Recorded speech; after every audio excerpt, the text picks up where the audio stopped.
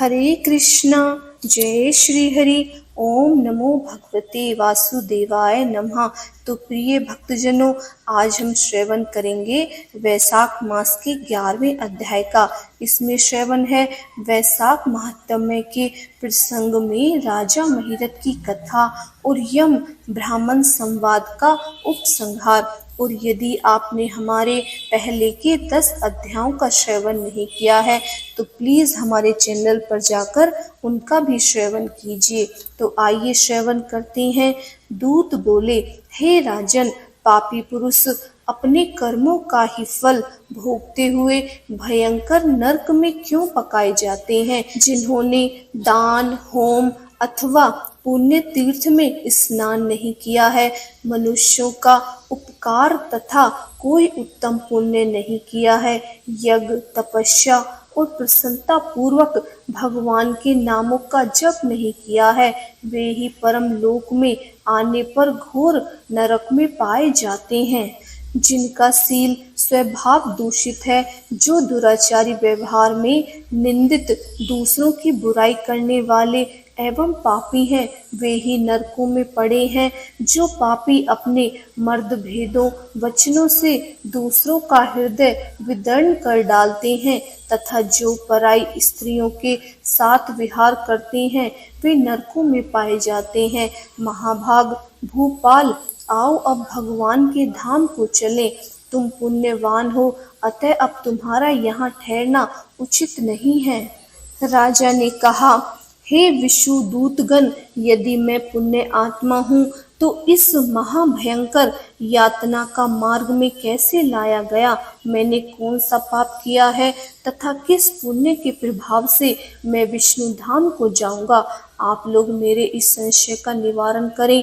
दूत बोले, हे राजन, तुम्हारा मन काम के अधीन हो रहा था, इसीलिए तुमने कोई पुण्य यज्ञ अनुष्ठान अथवा यज्ञ विशिष्ट अन्न का भोजन नहीं किया, इसीलिए तुम्हें इस मार्ग से लाया गया है। किंतु लगातार 3 वर्षों तक तुमने अपने गुरु की प्रेरणा से वैशाख मास में विधि पूर्वक प्रातः स्नान किया है तथा महापापों और अति पापों की राशि का विनाश करने वाले भक्त वत्सल विश्वेश्वर भगवान मधुसूदन की भक्ति पूर्वक पूजा की है। यह सब पुण्यों का सार है। केवल इस एक ही पुण्य से तुम देवताओं द्वारा पूजित होकर श्री विष्णु धाम को ले जाए जा रहे हो। नरेश्वर, जैसे एक ही चिंगारी पड़ जाने से तिनकों की राशि भस्म हो जाती है, उसी प्रकार वैशाख में प्रातः स्नान करने से पाप राशियां विनाश हो जाती हैं।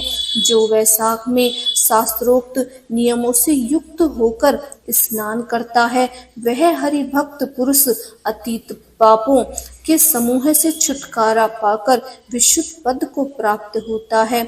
यमराज ने कहा, ब्राह्मण, तब दया सागर राजा ने उन जीवों के शोक से पीड़ित हो भगवान श्री विष्णु के दूतों से विनय पूर्वक कहा, साधु पुरुष प्रातः हुए ऐश्वर्य का, गुणों का तथा पुण्य का यही फल मानते हैं कि इनके द्वारा कष्ट में पड़े हुए जीवों की रक्षा की जाए। यदि मेरा कुछ पुण्य है तो उसके प्रभाव से ये नरक में पड़े हुए जीव निष्पाप होकर स्वर्ग लोक को जाएं और मैं इनकी जगह नरक में निवास करूंगा।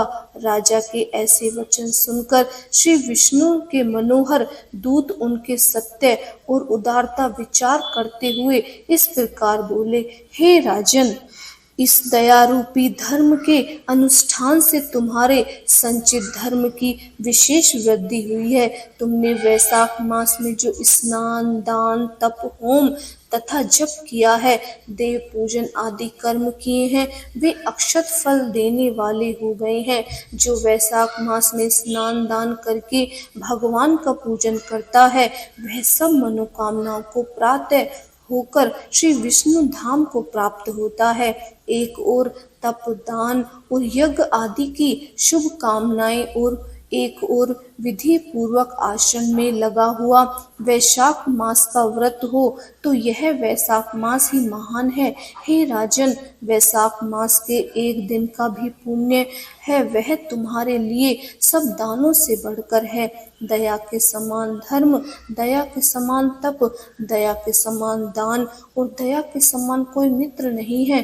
पुण्य का दान करने वाला मनुष्य सदा लाख गुना पुण्य प्राप्त करता है। विशेषतः तुम्हारी दया के कारण धर्म की अधिक वृद्धि हुई है।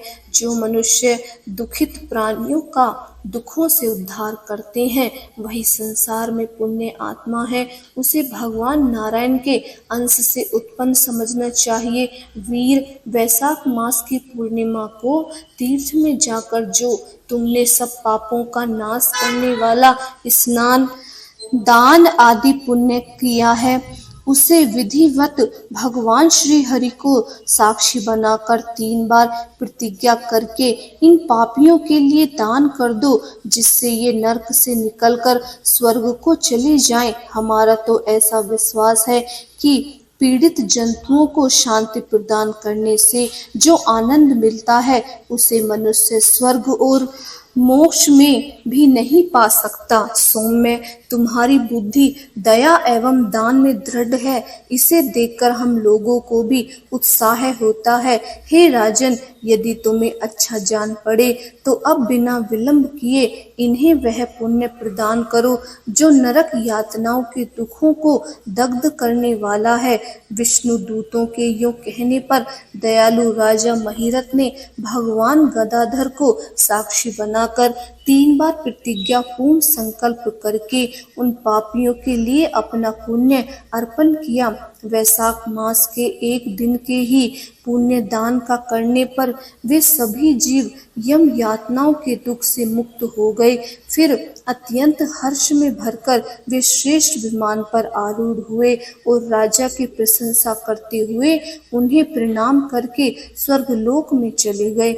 इन दान से राजाओं को विशेष पुण्य की प्राप्ति हुई। मुनियों और देवताओं का समुदाय उनकी स्तुति करने लगा तथा वे जगदीश्वर श्री विष्णु के पार्षदों द्वारा अभिवंदित होकर उस परम पद को प्राप्त हुए जो बड़े बड़े योगियों के लिए भी दुर्लभ है।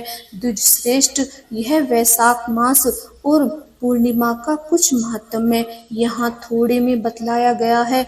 यह धन, यश, आयु तथा परम कल्याण प्रदान करने वाला है।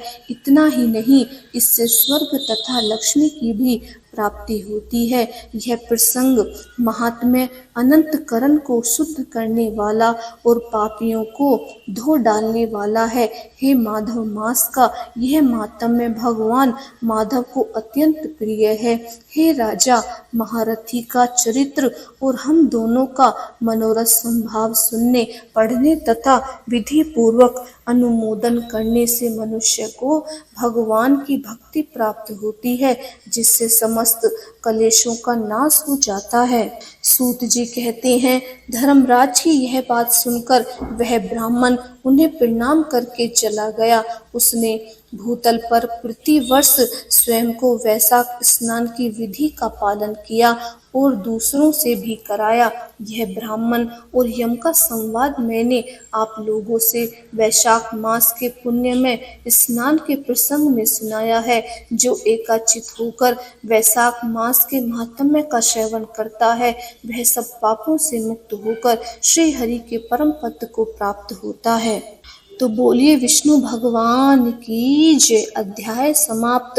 उम्मीद है आज की वीडियो आपको पसंद आई होगी। यदि पसंद आई है तो प्लीज़ हमारे चैनल को सब्सक्राइब कीजिए, लाइक कीजिए और इस वीडियो को ज़्यादा से ज़्यादा शेयर कीजिए।